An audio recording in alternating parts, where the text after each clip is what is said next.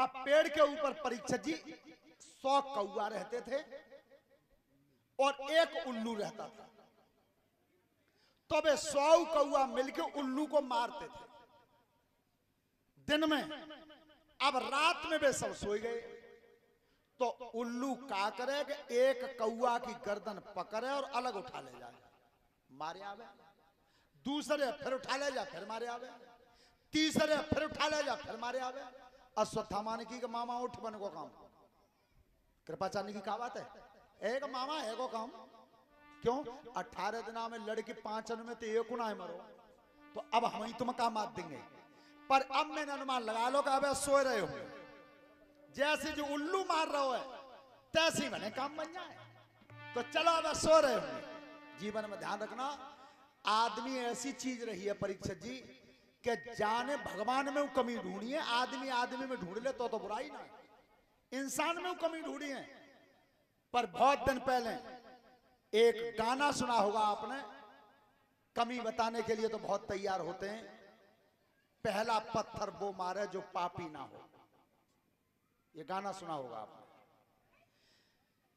कमी ढूंढने के लिए हमारी एक उंगली जाती है, विजेंद्र सिंह जी जाते आगे, हम देते हैं मौका दैये को, तो विचार कर लो जो 3 वेमाओं आ रही हैं, कहीं ऐसा तो नहीं है मैं जिस कमी को दूसरे में बता रहा हूं ताकि 3 गुनी मेरे भीतर तो ना कहूं, ये विचार करना चाहिए, तब दूसरे की कमी को निहारना चाहिए। तो भगवान ने कमी ढूंढी। एक बार परीक्षित जी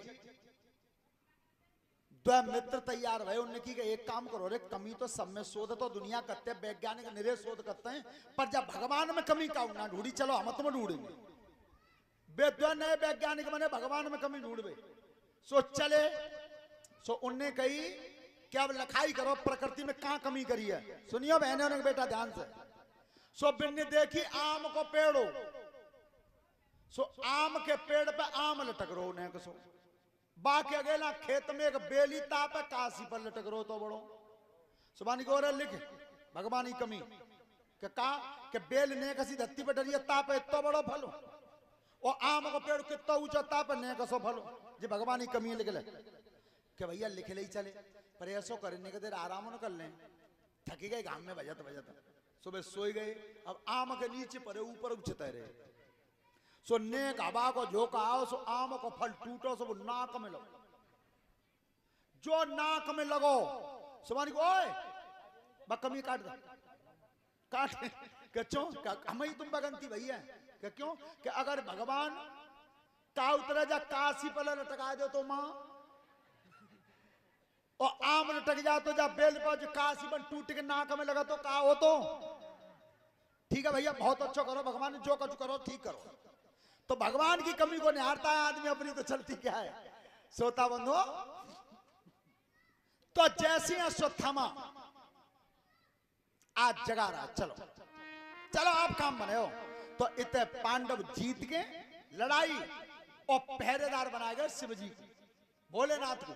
भगवान कन्हैया समझ रहे कि वही सेना बाकी रह गई है जेऊ मन ने, सो भगवान तो पांडवों को लेकर के चले गए अलग, और पहरेदार बना गए शिव जी है। सो अश्वत्थामा, कृतवर्मा, कृपाचार्य तीनों आए, एक बाबा बैठे पहरे पे। अब घुसे कहां है के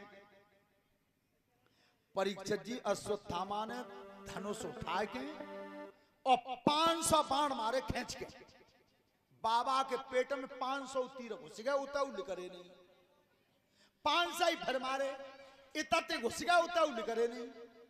अश्वत्थामा ने की जी बाबा ना है, ये तो बहुत बुरी कोई बीमारी है।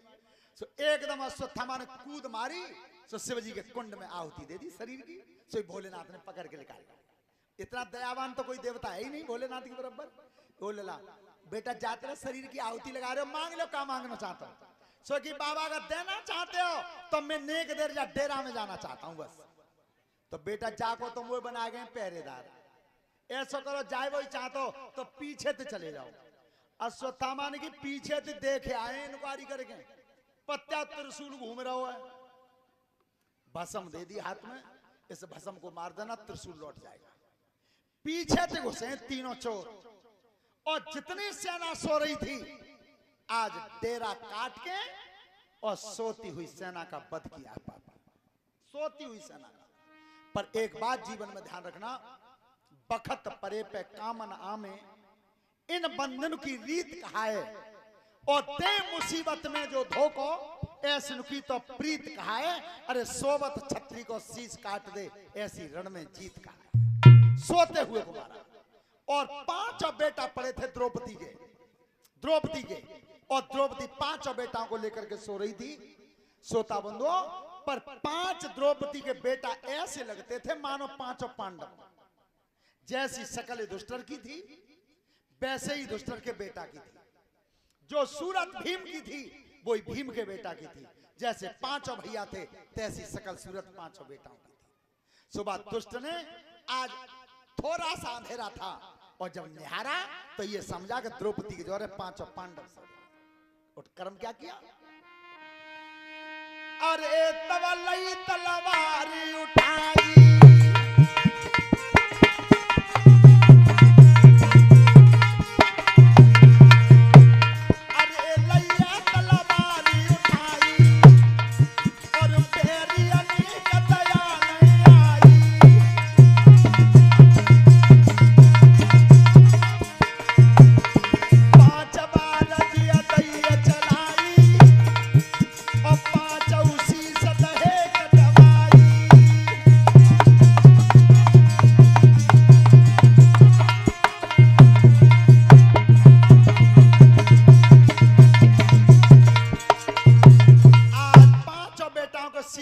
अश्वत्थामा ने लटकाए और 5 सिर लेकर के जिस समय दुर्योधन के पास आया है तब कही महाराज ले अब तो खुशी हो, तुमने कही कि 5 पांडवों का शीश देखना चाहता हूं, ले जो सामने रखे 5 के।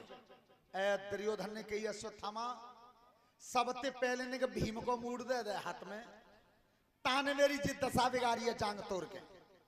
तो भीम का सिर जैसे बड़ा था वैसा ही सिर भीम के बेटा का था बड़ा। सो बड़ा शीश जान का अश्वत्थामा ने दे दिया हाथ में, ले जी भीम को सिर है। सो बड़े शीश को पकड़ के अश्वत्थामा ने और रात में कर्म क्या किया? तो शीश हाथ में गहिला और करी सूझे और बूझे, दाबदई दो औरती जैसे फटता तरबूज है। जैसे दोनों हाथों से शीश दाबो सो बीच में से फट गया तरबूज की तरह से। ए अश्वत्थामा वो शंका है रही कैसी कि भीम को शीश इतना कमजोर कहां है जो यात्रा से फट जावे। भैया ने कहा वो जी तो कर, ने प्रकाश करे, वो शंका है भीम को शीश इतना कमजोर कहां है।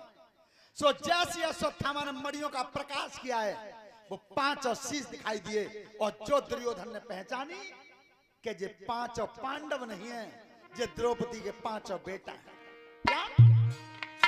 अरे सोई हाथ उदर में मारो,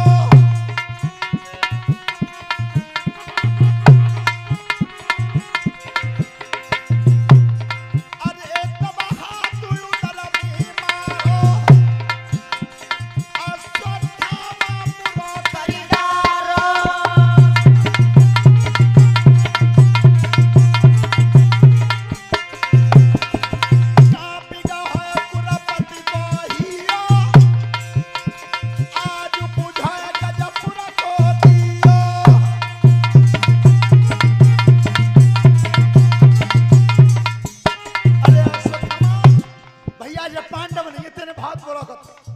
मेरा कुनबा मर गया लड़के और भैया को कुनबाते ने आज मिनट तो आज मुझे सबसे बड़ा दुख ये है कि आज हस्तिनापुर का दिया चाहते बड़ा दुख नहीं हो गया। उसी समय तीनों बैठे देख रहे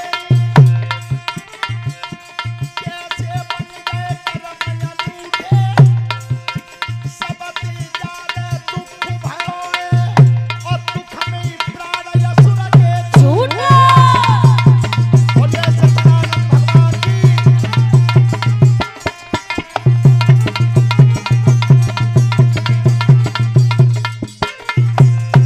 ध्यान रखना, दुष्टर को सबसे ज्यादा दुख था कि मेरे भाई मारे गए।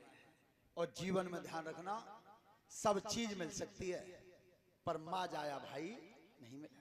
सब चीज मिल सकती है। और आपने देखा हो कि जिस समय रावण को मारा था भगवान राम ने, सभी ध्यान से सुनना, कथा यह सिखाती है और यह सीखना चाहिए। रावण को जिस समय भगवान राम ने मारा तो रावण धरती पर पड़ा था, भगवान राम सामने थे। तब कही, राम क्या तुम ये समझ रहे हो कि जीत तुम्हारी हो गई है?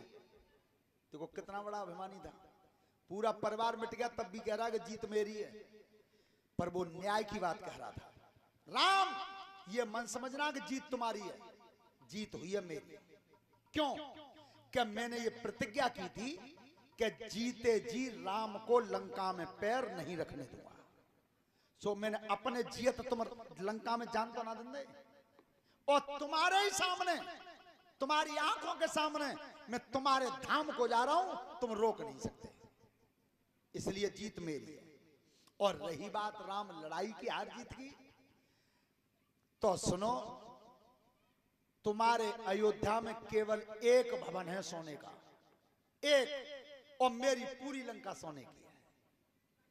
तुमने केवल जनकपुर में एक धनुष उठाया था और मैंने शिवजी सहित कैलाश पहाड़ उठाया है। तुम्हारे परिवार में तुम 4 भाई हो, मेरा परिवार इतना बड़ा था कि 1 लाख पूत 1.25 लाख नाती, इतना बड़ा कुनवाओ। और रही बात हथियार की, तुम एक धनुष पकड़ने डोल रहे हो, 24 हथियार हर समय धारण करता हूं शरीर में, इसलिए तुमसे बड़ा हूं। और दूसरी बात, राम तुमने तपस्या 14 ही साल करी है, मैंने 1000 वर्ष तपस्या एक पैर पे खड़े होकर करी है। हर तरह से तुमसे बड़ा हूं, किसी चीज में तुमसे छोटा नहीं हूं। और फिर भी राम लड़ाई में मैं हार गया, तुम जीत गए। कारण जो बताया रावण ने, वो कारण सबको अच्छा लगे तो दिल से ताली बजाना खुश होकर के। तब कही रावण ने, क्या इतने के बाद भी राम तुम जीत गए, मैं हार गया? केवल एक ही कारण रहा कि तुम्हारा भैया तुम्हारे संग लड़ता रहा और मेरा भैया मुझसे अलग लड़ता। केवल इसलिए हारा हूं मैं कि मेरा भाई मुझसे अलग लड़ता रहा। तो जीवन में चाहे कितनों घाटों मुनाफा है जाए, ऐसा कोई काम मत करियो सो भैया भैया के बीच में इतनी दरार है जाए कि सोने जैसे गढ़ लंका जैसा विनाश है जाए। अगर रावण विभीषण में लात नहीं मारता तो लंका जैसे गढ़ का विनाश नहीं होता, नहीं होता। श्रोता बंधो, उस समय दुर्योधन जब समाप्त हुआ, अब सवेरा हुआ, तो डेरा में तो खून की धार बह रही थी। पांचाली द्रौपदी 5 बेटाओं पर बैठी रो रही थी। तो द्रौपदी से अर्जुन ने पूछा है कि मेरे बेटाओं को मारा किसने?